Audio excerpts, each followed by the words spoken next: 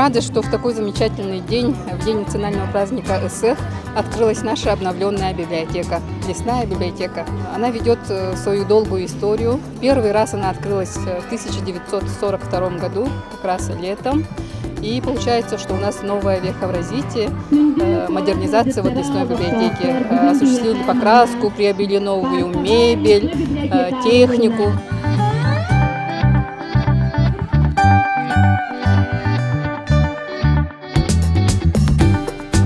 Централизованная библиотечная сеть выиграла грант в прошлом году в рамках проекта «Народный бюджет». Этот проект «Народный бюджет» работает у нас в городе с 2014 года. Я была в этой библиотеке, например, в прошлом году. Я часто бываю летом на каких-то мероприятиях. Я вижу, как она изменилась.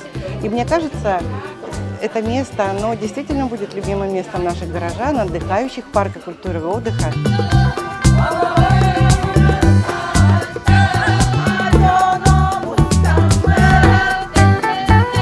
Наши сотрудники централизованной библиотечной системы, они делают для жителей все, чтобы каждый смог не только прийти в эту лесную библиотеку, взять книжку, но и отдохнуть как морально, так и физически.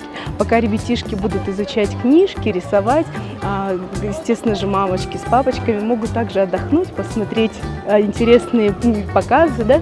Ну и сами, конечно же, тоже полистать книжку, отдохнув от всей суеты, которая окружает нас каждый день, да, наша рабочая рутина.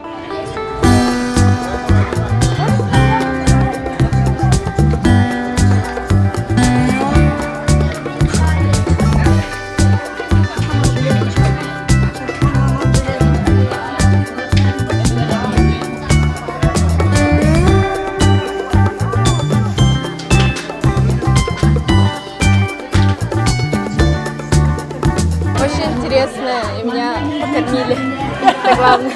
Но так очень интересно. Будете приходить сюда? Очень хорошая библиотека, книги хорошие,